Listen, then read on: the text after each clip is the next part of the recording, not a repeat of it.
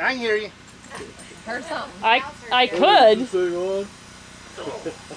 So Butch, Try that. just sing something. Hello, hello, hello. Oh, yeah. Got it now. Don't face the speaker. Don't face the speaker. How can I see them? Yeah. Well, that's what causes the feedback. Move the speaker up a little bit. Just stand behind it. I'll stand behind you. That way you can see. I can't see. All right, I want to get closer to the speaker. Am I okay? Yeah, I'm okay. I'm okay. I'm not squeaking. Wow. As long as it's not aimed at you. All right, Kendall, you just control. I can't get any closer. All right, next we want to look at getting your bees ready for winter. Now that we've decided and found out how we can get our bees healthy again and ready for winter, then what I do is I break my year into two different sections. I've got first 6 months that's where my bees should be ready and all the things I want to do. So all I have to do is just run through the spring and get my harvest of honey and things like that, and I'm going to have the strongest bees I can have. And there's a lot of things I do in those first 6 months, but that's an entirely different program. But harvest is over with now. I'm into July. I've pulled all my honey supers.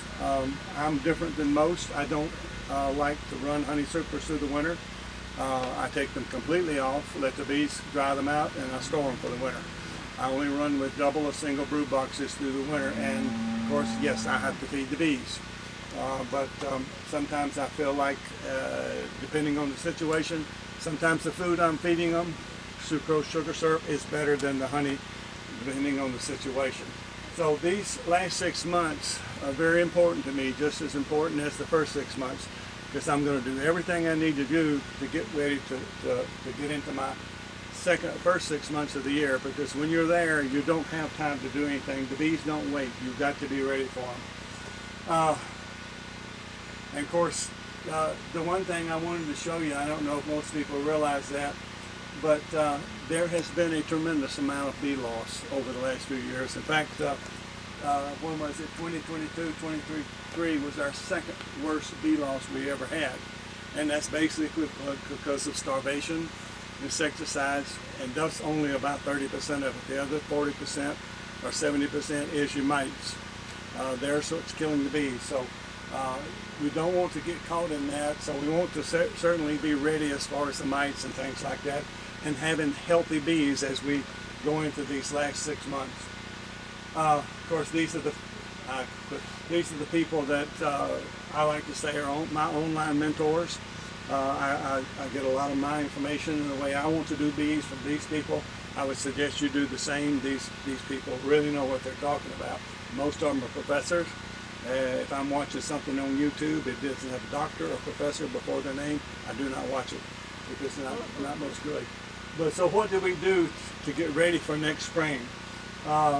First thing I do is what do I want to do next spring? Do I want to have a good honey production?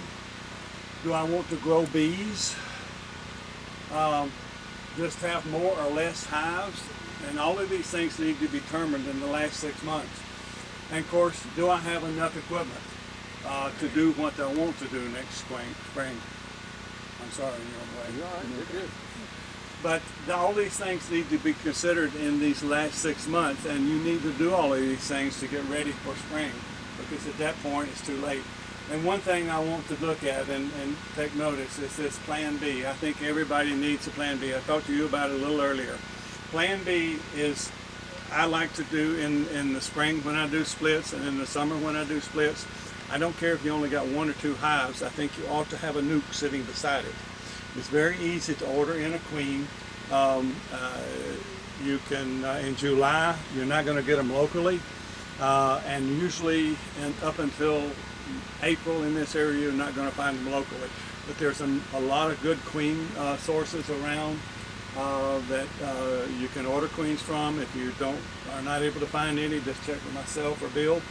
We'll be glad to share some of the sources and places that we use.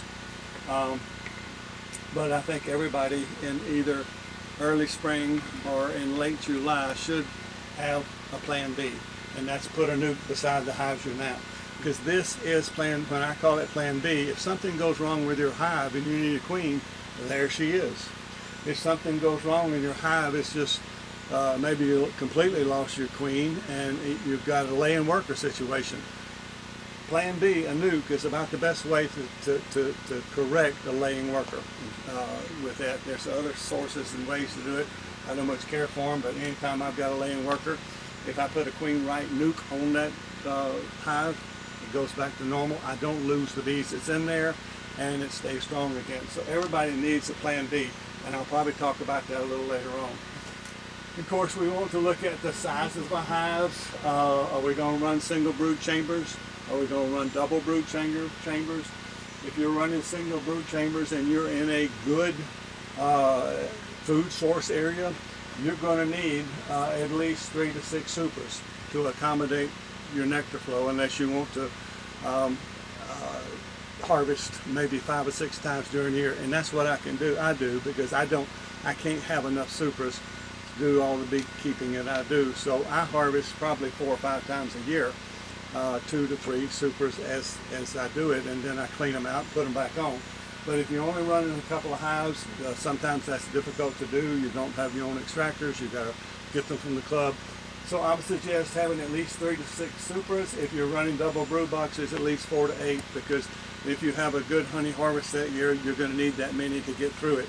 And if you let those honey supers fill up with honey, your bees are going to swarm on you. They just won't take that situation. With the brood area and the honey supers, either one, if they get too crowded, they're going to swarm on you. Of course, if you got plan B, you've got a queen there, and you can work on that. But this is what you need to look at. This is some of our hives that we have. You can see I usually run anywhere from 3 to 4 supers on there, and if I get one like this with 4, I normally will take 2 and pull them off and harvest. And I take my first harvest about probably the first week in May, and then after that there's probably 4 or 5 more after that. Anyway, that's what you need to think about as far as equipment. Another yard that we do, and as you can see, this one actually is a double brood box. As you see, I've got 5 supers on there. So if I was going into that spring with a double brood box and I only had 3 supers, I'm in trouble. The bees are not going to like it. They're going to say, oh, this hive is full, I'm going to swarm, I got to go somewhere else. So make sure, if you're going to keep bees, have enough equipment. Have too much equipment, because when you need it, they're not going to wait till you go build it or buy it. If you need it today, you're going to have to put it down today, because tomorrow they're going to swarm on you. It doesn't take them long to decide to do that. So if you're going to grow bees, the best time to do it in this area is late March, early April. You can go as late as late April. If you're going to do it in the summer, June and July, I like to do it in July. In July, you've got more bees than you've ever had all year long. So it's a very good time to do some splits and grow some bees and get your plan B going. And of course, you want to have your equipment ready to do that. You need at least a 5-frame nuke to do that. You can either get the wooden ones. There's some of these new plastic ones. They seem to work pretty good for 5 frames. But have your equipment ready. And of course, you want to order your queens in. Usually, especially in the spring, you're going to buy, say, late January, early February. Queens for March and April are going to be difficult to find. They're all sold out. So if you're going to do that, make your plans in January. Place your queen orders in early January as soon as the queen breeders start taking orders, and then you're squared away. You have to plan ahead a little bit for that. As far as summer splits, some of the California operations, they'll have queens all the way up through September. Around here, you're not going to find them past late June, July. Everybody's usually quit raising queens. And of course, in the meantime, before July, you can get really good queens from this fellow right over here. He has some great queens, but like Bill, I think you quit raising queens for the year. No drones. If there's no drones around, you have to shut down. Sometimes that runs a little later, but more times than not, you're looking at the 1st of July, we cannot raise queens no more around here. So anyway, you want to plan on that, because if you wait till March, you're in trouble. You're not going to find any queens available. And normally though, you go away. If you, in the summertime, it's a little different. If you want to wait till maybe June, you probably can find queens for July and August with no problem. And of course,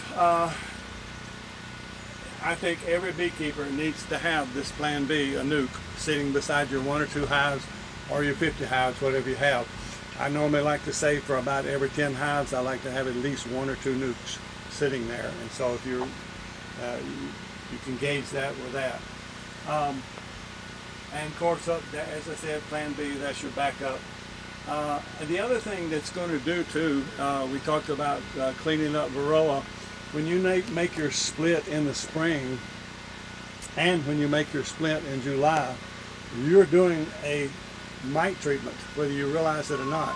Because normally what I do when I'll go into and make my splits, I pull at least 2 to 3 of the darkest frames I can see of brood. Darker frames going to hatch earlier. That's your oldest brood. Usually when brood is first capped, it's very light, sort of tan. And as it grows to just about the time they're going to emerge, it gets darker and darker. So I pull 2 or 3 of the darkest brood I can find, and that's what goes to my split. And of course, once I put that into my nuke, I normally will put the queen in there and release her at maybe 4 or 5 days. And it's going to be 8 days after that, or 7 to 8 days after that, before she ever is going to have any capped brood in that hive, if she starts laying right away as soon as she gets out, which she will probably do. So this is about a 12 to 14 day period. At that point, I have 0 capped brood in this 5-frame nuke here. All I have to do is hit it 1 time with the oxalic acid vapor, and it is mite free just about, because it is broodless as far as cap brood. Has no cap brood in it, just eggs and larvae. Good way to do mite control. You can do the same thing with your mother hive, and you can do this again in July as far as when you make your splits.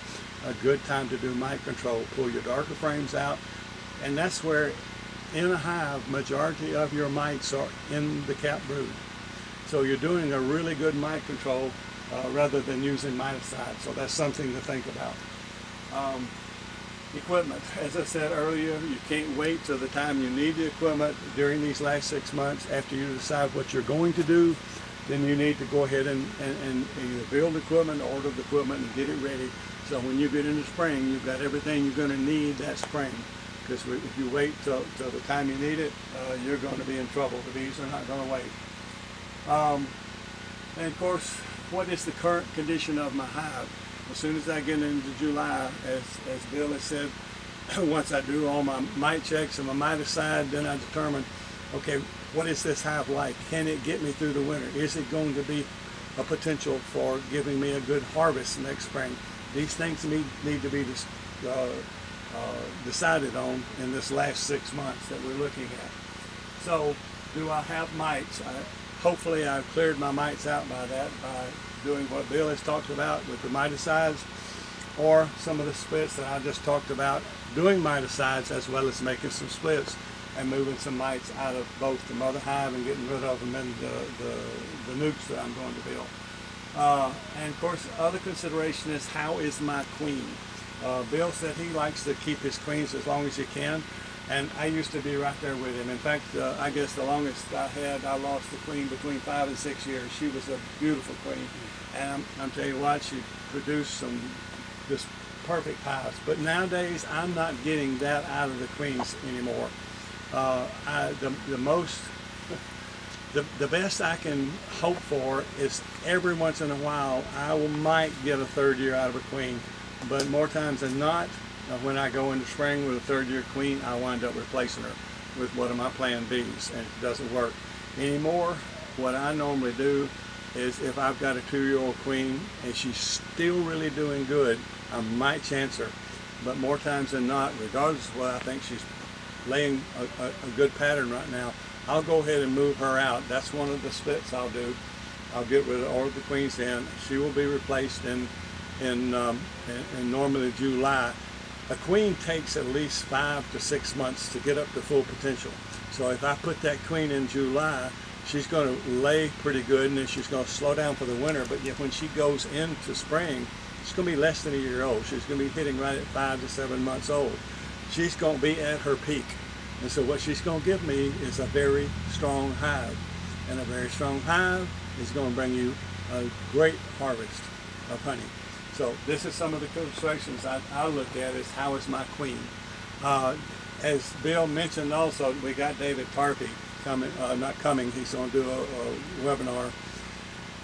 He's going to talk about queens, and he has a 2-part series. I hope we can get his second part in. It's not going to happen this year, maybe we can do it next spring. But this first part, he's going to talk about the quality of queens. And unfortunately, the quality of queens are just not there that they used to be anymore. And on top of that, if you've got a good quality queen, the shipping, it can really take a good quality queen and reduce her to a very poor queen. Depends on the heat that they get, the coolness they get, a lot of different situations. How long in transit, how long do they pull her? Did the queen rearers really let her lay for three weeks before saying, okay, this is a good pattern, this is a good queen? Or did they let her lay for 2 or 3 days and said, oh, yep, there's some eggs, and pop her in a cage and send her off to you? There's a lot of things that our queen breeders are not doing the way they should be doing. It's pretty much like puppy mills anymore. So he's going to talk about that a little bit and follow up a little bit about the quality of the queens and what you need to look for with that. So, but anyway, this is what I want to do in July. What is my queen situation? And actually you need to look at that ahead of time if you're going to worry about the age, as I do. Because I have to make my decision usually in May is how old are my queens. I assess that and I say how many am I going to need to replace my 2-year-old queens, because I don't want to go into 3-year-old queens next year. They're not going to, normally they don't do very well for me. So you want to take a look at this in July too, because regardless of getting rid of all your mites, if you don't go into next spring with a good queen and a good strong hive, you're lost again. You know, you're against the game. And I don't know about you, but I'm in it. I like to grow bees. I love the hobby, but I want a good harvest of honey. So these are some of the things to think about so you can achieve those same goals. And of course, how are my food stores? And this is something I start looking at once I take all my honey supers off. At that point, I'll see how much food stores are in my double brood boxes. The only thing I've got in single brood boxes are probably nukes that I've just in the last 3 or 4 weeks popped up to a single brood box. Yes, normally they don't have very much food source, and I've probably already started feeding some of those, but all my double brood boxes I haven't started feeding yet, because once I pull mine off, my supers off, I'm hoping that what little bit of nectar's out there, they'll start storing it away in the double brood boxes. I will usually start feeding my bees sometime in July, and I like to feed a sucrose sugar syrup. We'll look at that in a minute. But from the July up through probably November, I'll give them 7 or 8 gallons of honey to a double brood box, and if they'll take more, I give them more. So I give them as much as they'll take. As soon as it starts getting empty, I fill it up again, and that's what you should do. Give them as much food as you can, and they're going to store it away in their box. Once they seem to have enough, yes, they're going to slow down, and at that point you can slow down. But you want to make sure you got good food stores going into the winter.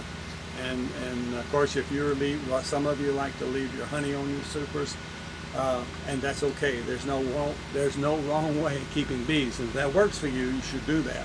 I just prefer to keep all my honey supers off and just work with double brood boxes. That I don't like to leave, and I'll talk about that a little bit more with the heat situation and the health of bees in the winter is why another reason I don't do it. But anyway, these are the things I look at. Did my hives need repair? You know, the bees really don't mind so much if it's a hole here or a hole there. But it can be to you, because they can come right out and sting you because you've aggravated or something like that. So you ought to check your equipment and see if anything needs repair, if you need to build new or do something like that. Because now that you're in this dead time for the last 6 months, there's not a lot of inspection for the bees. I don't inspect my bees a lot during this time, other than to make sure they're getting food stores in and the queen's still doing fine. And so you got plenty of time to do these things. So let's look at how is my queen. Of course, you all know the queen colors. You can do that, and we can mark the queens like this. I know Bill doesn't like to mark. Bill marks his queens, but he has a different code. You know, he's got this breeder or that breeder. I mark my queens by the year because I want to know how old they are. The main reason I do it. I do mark every queen I've got as soon as I'm comfortable that she's gone out and gotten bred and she's back in the hive and laying good. She gets marked. She's very easy to find with a mark on it. So I do that with all mine. You can just pick her up if you want to, and normally just pinch her by the wings. If you put her over on your finger here, she'll throw her legs down like that, and you just clamp 2 or 3 legs down, and you can mark her. Easy to do. Let her dry and put her back on the frame. Practice on drones. Yeah, and some people are uncomfortable doing that. My wife, for one, and normally my wife marks all of our queens more times than not, unless she just can't get one done. But what she'll do is she watches it crawl along the frame, and she'll just stop it, mark her, let her go, and she doesn't have to pick her up, and it works just fine. So try that on your drones a few times. That's much easier than trying to pick her up. Do that. You can, if you don't have her good, she might fly and twist a leg off, something like that. This is a better way. Just don't push her down so hard. You know, just stop her from walking and give her a mark. But you can either do it that way. There are these markers that you can do, like this one right here. I don't much like those little cages, but once you put a nice dot on her, she's easy to find in the hive. And of course, again, these are the colors. And as I said, I don't like to run any more than 2+-year-old queens. They're more apt to swarm if you go into the year with an older queen. That's the one good thing about new queens. Usually queens that are under a year or just over a year there are less, the hive is less prone to swarm on you. So if you can eliminate that problem, that's a good problem to get rid of. Commercial beekeepers replace their queens every year. They're in the business of getting honey, so I wonder why they do it. There must be a reason, and so that's why I tend to lean that way. I don't like to run with old queens because I do like to get a good honey production. All right, so how is my queen still? Let's see what we got here. I haven't looked at this program in a year, so you'll so here's the brood patterns we want to look at.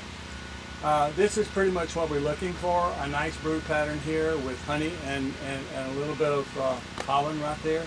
Same thing here, honey's up in the corner, pollen right here. And this is typical of maybe May and June when the bees are really kicking. You're going to see full frames and they'll even no honey there or anything. That's good too.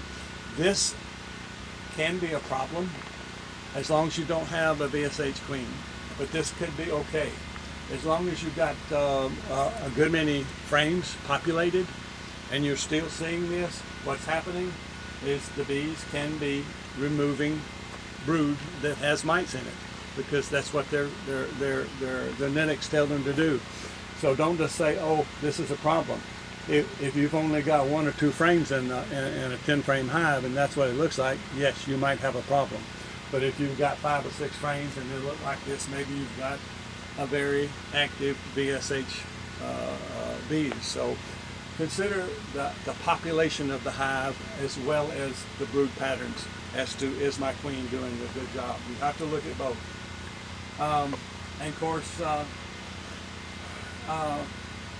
as soon as the nectar burst comes, as I said earlier, this is the amount of sucrose sugar syrup I like to put on the bees, and of course I like to see a lot of pollen in there like this. They're going to need that pollen to raise your what I call your winter bees. The winter bees are those bees that the August and September bees are going to raise the October bees, and the October bees are the ones that's going to raise your winter bees, and those are the bees you want to be as healthy as they can be, mite free, very well fed. And then you're going to have a healthy hive to go through the winter. So these are some things you need to consider. Normally, more times than not, I'm into November. I quit using sugar syrup. I don't like to put the wetness on the hive during the winter, and sometimes the hot and the cold will cause the sucrose syrup to, especially if you're using the jars, to contract and get the bees wet. I normally will stop doing that, and I'll put pollen patties for November, December, January. More times than not, they're sometimes still on there in February. After that, then I'll move back to sucrose sugar syrup. And so this is something to consider. Pollen patties are candy boards. To me, they're going to give you the best through the winter feeding you can get. And you don't have to go out there every week or so to see if they got sugar syrup on. Once you put a candy board on, I normally put mine in November, I said. They're there a lot of times because I make thick ones. A lot of people make shallow ones, but I make thick ones. And they're normally there through January, February with that. So they last a long time, and I'm not out there in the cold weather checking to see if my bees need fed. They're well taken care of. And also it's a little bit of a heat source, and I'll talk about that in a minute. Anyway, as I said, I like to do the 5 to 8. I like the one with 1-to-1 sugar syrup. You can run a little thinner, and a lot of times I will run thinner, even in if I've got some and a lot of people say, okay, those bees that are making comb, they're not around anymore. Yes, they are around 12 months out of the year, depending on the situation. In December, if a bee needs some comb, it's going to build comb. It's going to secrete wax and build comb under the right conditions. It's not going to do it just normally, but if they need it and you have maybe some thin sugar syrups you're feeding them, then they'll certainly build it out for you if you think they need it. Food reserves.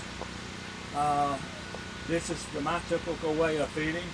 I like to use the frame feeders. That way the food is there. It's not open to the other bees, and it's easy to access. As you can see, there's a lot of different types of feeders. These are real nice bucket feeders. That's what Bill uses 100%. You can see them out there on his nukes. You can either just put them on top of the hive like you see there, if you have the round hole in the top of the hive or in the cover. Otherwise, if you don't, you can just put them on top of the inner cover like this, put a brood box around it, and the top can go on it. These are okay, but I'm not real fond of them. I don't mind doing this, but as I said, I don't like to put a jar of sucrose syrup over my bees in the wintertime because it can drip on them. I don't like doing that at all. And of course, there's these other remote types of feeding, like this hummingbird feeder. I don't like that at all. But these are the ones I don't care for. I don't like the front feeder. It's going to cause robbing, especially during the nectar dearth. I mean, if you're using these applications and they're working for you and not causing problems, stay with it. You know, if it works for you, do it. I just don't care for them. But you've got to do what works for you in your bee yard and listen to the others in different situations. Here's the candy board, and before it's over with, I still have, I'm like Bill, I left these, I have a printout, but mine are in the truck. And I'll go get them. I think Terry's going to do a presentation next. I'll go get the candy board recipes. If you want to take a picture right quick, here it is. I do have some printouts, and I'll be glad. I'll put them on the table here, and you can take one with you. You can make them a little different ways. Of course, this is Mega Bee. I don't like using Mega Bee anymore. I used to have great results with it, but Mega Bee is just not the pollen substitute that it used to be. And understand, yes, it is a substitute. I know it's not as good as real pollen, but if they don't have real pollen, this is the next best thing. It will keep your bees healthy. I like to use Man Lake's Ultra Bee, and isn't that what it's called? Ultra Bee, Man Lake. Ultra Bee, and that one's really good. It's probably the best one with the highest protein content on the marketplace. Some people will, along with, will put heavy syrup in there. Bill uses heavy syrup in his. I do not like heavy syrup in mine, and I'll leave it out of that. So all I have in mine is just the sugar, the water, and the Mega Bee. and I will vary the amount of mega bee that I'm going to put in there depending on how much pollen I want to get them over the winter. But more times than not, I'm pretty much running with this formula right here without the syrup. But I'll get those printouts, and if you didn't take a picture of it with your phone, and you'll have that to leave with it. Heavy syrup is corn syrup? Huh? Heavy syrup is corn syrup? High fructose corn syrup. That's what heavy syrup is. High fructose corn syrup. So here's It's that what- recipe. Is it a block and you stick it in the hive? Or Yeah, is you'll it, have to vary this. I work with 100 pounds at a time of sugar, and then on down the line, you'll have to figure out how much you want to fix. What you'll have once you mix these all together is a liquid content, so you can pretty much figure out the size of your board, how much liquid you're going to need, and you'll have to adjust that to. You'll have to adjust. Here's one, and this is what it looks like. Now Bill makes them shallower. I have mine probably about twice this thick because I'll have a nice stack of that on that. But this is the type of board you can build these. If they're not, you don't have to be a great carpenter to build one of these. It's just a piece of plywood here. You do this. I would suggest. I don't know if Bill does it. I have trouble, even though I glue these down and staple them down. I have trouble with them leaking because I'm pouring 225 degree syrup into here. I caulk these right here, and then I don't get any leakage. So this is what you're looking at as far as a So you pour straight into there you just- instead of you somewhere else. just pour it right in here and let it, and of course it'll harden up. You got to get to it. If you don't cook it good enough, and you'll have to use a candy thermometer. If you don't cook it to almost a hard boil, it's not going to sit up hard. So you got to make sure you do that. But once you pour it in here, give it about 30 minutes or an hour, as hard as it can be, and then you take that and put it right on top of the hive. And then the bees, they have food right there where they are, right up above them. And they don't have to go side by side. Right there's all the food. And the good thing about it, and you'll see this in a minute, let's say this is on top of the hive. It's a nice sunny day. Guess what? This 1.5 inches of candy is going to heat up. And it's going to be a heat source to the bees for a few hours after the sun sets. So I like it as far as the heat source, and my bees are just, when I use these, they're much healthier when they exit the winter. And if there's a lot of condensation, it Oh goes yeah, up, and it softens it. So it'll soften does, that too. That'll collect your condensation. Thank you, Vanna. I need a better wardrobe. Of course, You don't want to be wearing heels though. here's one thing I want to look at. You see the bees sort of cluster up in the top box, and they might even extend down to the bottom box. But one more way. Here's the situation in your hive as far as heat.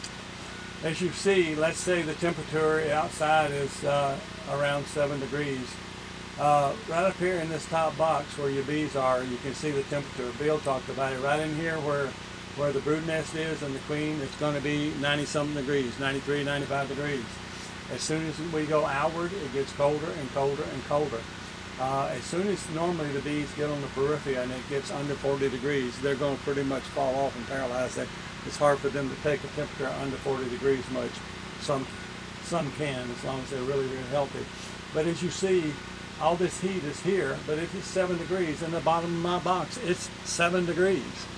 So, right down below them. So it's just where the bees are, it's where the heat is. The rest of the box is not doing that. And here's the thing, I don't know if the next picture, as I said, it's been a year since I looked at this. But here's my consideration. If I've got a candy board right up here, come on, if I got a candy board right up here, huh? Is that 3 boxes? Yeah, it's 3 boxes. If I've got a candy board right here, up above it, and all this heat is being absorbed by this candy board, if I've got a honey super up here with honey on there, guess what? All this heat they're building right here is going right up into that supra, keeping my honey nice and warm, but down here they're getting chilly because their heat's being going up. That's one of the reasons I have no honey supers on my hives over through the winter. I think a honey super just robs the heat that the bees build. I want the heat to stop right there, and be right there where the bees are. On top of that, if I've got that candy board up here, all they have to do is go about 1 inch and they've got food. They don't have to go all the way up to up in here, and maybe the honey's over here and the honey's over here in this super, and I've got to go all the way up here and eat. It's all right there, right above them. Those are some of the reasons I don't like to run supers through the winter. I just feel like my bees are healthier getting through the winter. But if you're doing it again, there's no wrong way to keep bees. If it's working for you, keep doing it. That's just the way I do things, and I think it works real good for me. But if what you're doing works, you keep doing it. Maybe you want to try one hive and see how this works. Maybe the next year you change over. Next year you say, oh, that was a bunch of bull Butch was talking about. I'm sticking with what I'm doing with the honey supers on. So that, there's a lot of ways to keep bees, so keep that in mind. All right, a lot of people insulate. In this area, you're doing the bees this justice. That in mostly January, February, December too, where we have our coldest months, there's probably at least 10, 15 days the sun is shining. It's 50 to 60 degrees outside. And if I have this insulation on there, guess what? That temperature is still 15 to 7 degrees in there because the sun can't heat it up. The insulation is keeping heat in when it needs heat, but it's keeping heat out when it needs to come in the boxes. And that's the other reason, Bill talked about he doesn't use screen bottom boards. He doesn't cover them, nor the front entrance. And I don't either. That's good ventilation. And even though I've got screen bottom boards on, and I don't insulate my hives, they stay quite nice and warm with that. So this up north is a good thing. But here in Cumming, Georgia, you do not need to insulate your bees. I think when you insulate your bees, you're making them colder through the winter time. Because when the sun shines in January, February, you're not getting a good temperature. So here's what this is a little bird, but you can see what the temperature is in January and February. That's not that bad for this area. So your bees definitely don't need, your bees are bothering me, Bill. Anyway, you don't need an insulation around your bees. Did you sign the waiver? I did not. And anyway, as I said, we talked about, I do not, as Bill does, I don't cover my screen bottom boards. I think it gives me a good ventilation, keeps a lot of moisture out of my hive, and I feel like my bees are healthier. And I very rarely will close down the front entrance. Sometimes, if I've got a young hive, just because of robbing, I'll close the entrance a little bit to try to. So you're saying you don't put reducers on your hive? No, I don't. Okay. As I said, unless I've just got a very young hive, and I'm in a nectar flow now. I mean, this next month when I do my splits and we're in a nectar flow and I'm having to feed the bees, I might do it if I see a little robbing or something like that. And I tell you one thing I do with robbing, a lot of people say, oh, bull. But if I have a nuke like this and I'm feeding it in July and it's beginning to get robbed, I'll close down the entrance 100% in the middle of the day while it's in the middle of robbing. I'll shut it down completely. No bees in, no bees out. I keep it shut down all that day, all that night, all the next day. So now we're looking at about 36 to 40 hours. And the next evening after dark, I'll go open that hive back up. All those bees that were robbing there have forgotten where home is. Right. So now I have got a super strong nuke that nobody's going to rob anymore. It works, guys. I do it all the time. But anyway. How can you tell when it's being robbed? You'll have so much activity in and out the front door, and if you'll watch it, there'll be bees there fighting. The home bees there will be trying to keep the other guys out, and eventually, if it just continues, they'll just overcome it, and to where they will just completely rob the hive. But too much activity in a nectar earth. I mean, yes, when I'm in April, May, and June, and I see tons of bees going in and out, that's just normal activity because there's a lot of nectar out there. But if I'm in late July, August, September, and I see all that activity, there's not that much nectar out there. More times than not, you're robbing. So they'll usually be on all four sides of the hive. Yeah, too. they'll just be underneath, like especially with screen bottom boards. You'll have a ton underneath there. You'll see it. And the bees are real frantic. Yeah. They're not calm. All right. They're You just can hear real it, nuts. too. Okay. Winter temperatures. All right. Here is a heat sense again, looking at it. And just to say what I was saying, you see where all the heat is, and there's the main part of the heat. And as I said, down here as cold as it is out here just about, you can see the colors showing the temperature. And if I've got that candy board up here, or that honey super, all this heat's going to go right into it. So that's why I do what I do. And that's just what I said.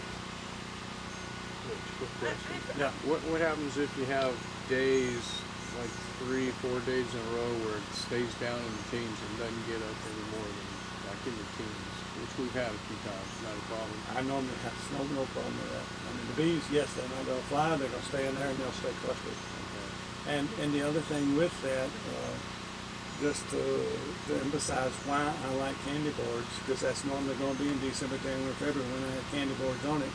That candy board's just an inch away. If they got to move up to a honey super, that's 5 or 6 or 8 inches away for them to go get honey. And the thing about it, consider this. When it's what you said, 7, 8, 9, 10 degrees, the honey's so thick the bees can't eat it. They cannot consume it when it's that cold. It's just so thick, and they're going to need some water if they thin it down. They can't go out and get it, but they can certainly have food and not candy board.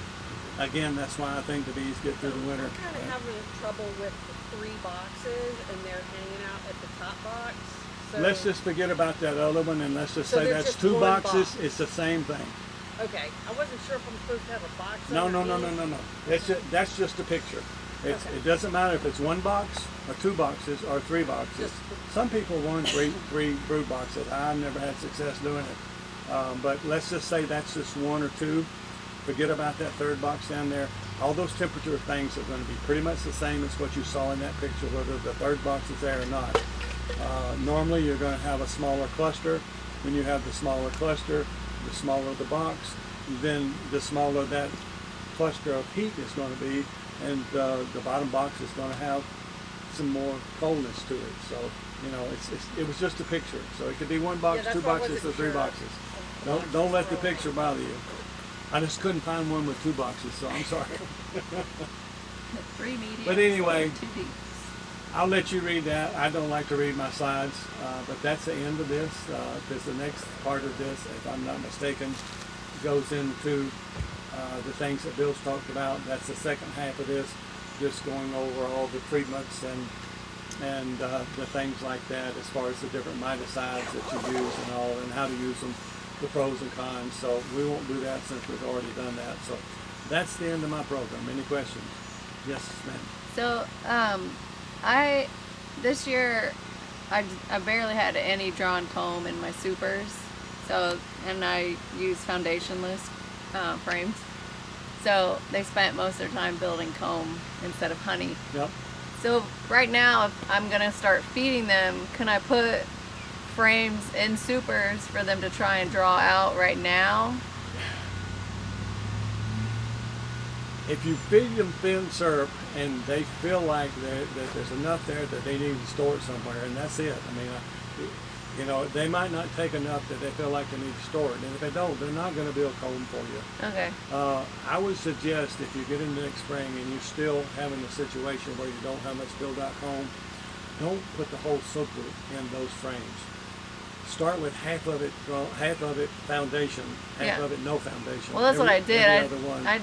Every other. And at least you're getting some Yeah. foundation.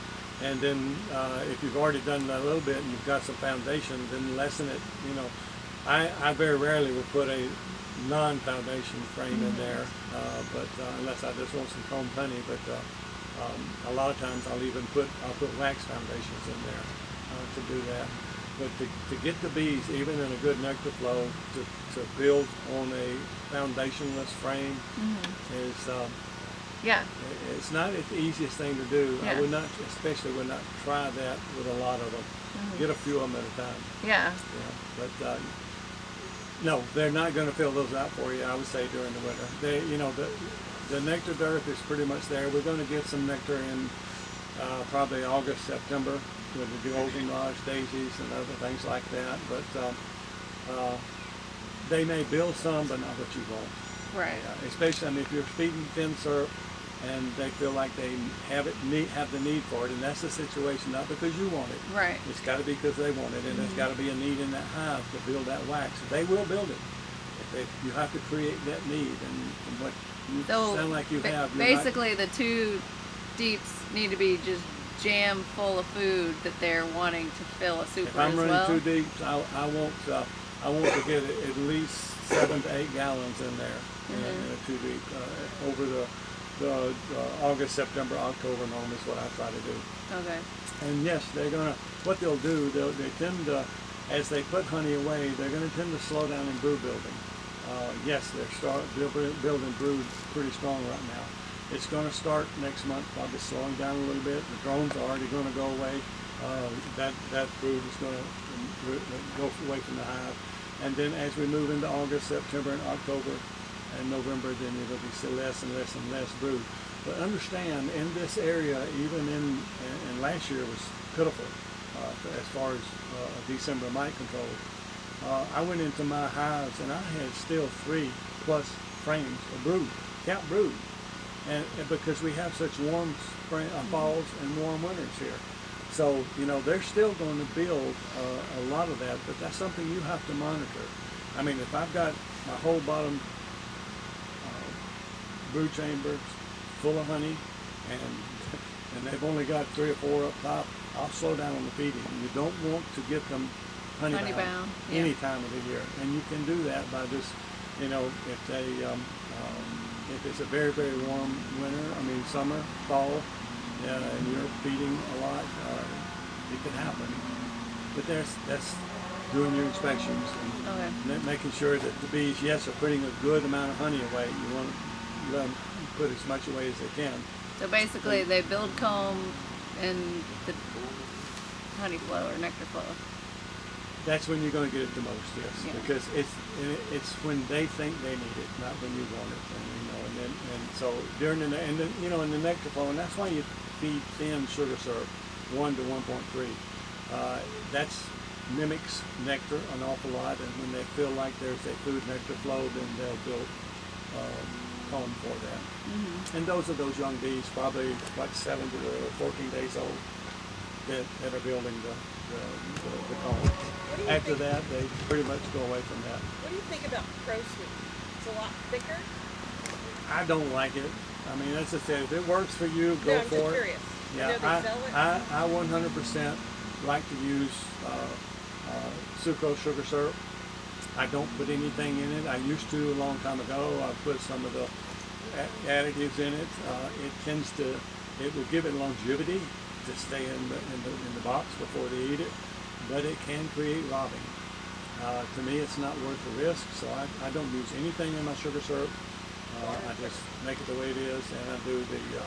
But if you're doing it and you think it works for you, you might want to give it a try and see how it does. But I wouldn't go full bore on anything that you haven't been doing. Pro sweet is 1 to 1, 1 to 2. Yeah. I don't know.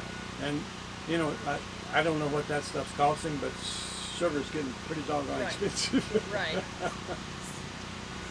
Last year, what was it, 17 cents a pound at Walmart? Well, sugar? And now it's 80 something. So anyway, yeah, it gets expensive. Any other questions?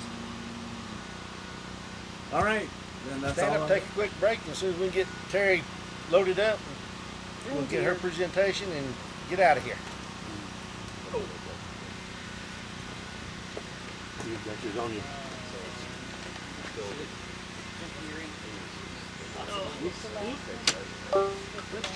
Thank you, sir.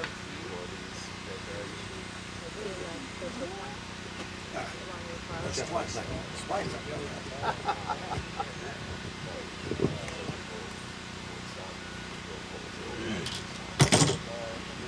Mike. Don't have any problems over here? Nope. How come you check it so long?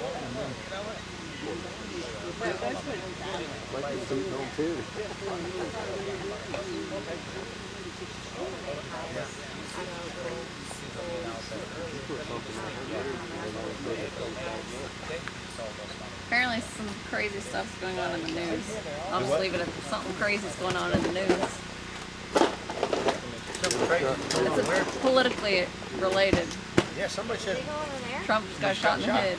Yeah, Yeah. Shot in the ear. it's crazy. Supposedly the woman behind him got killed. Really? Yeah. They have a little highway crossing?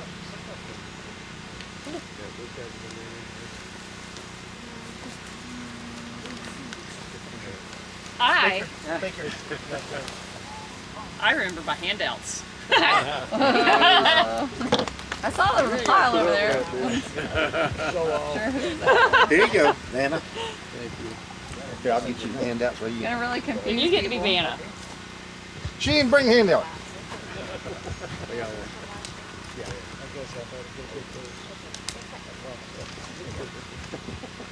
You know what?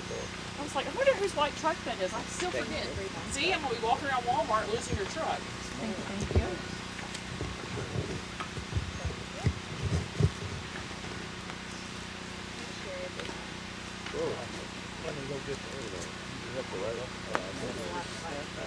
Did everybody get one?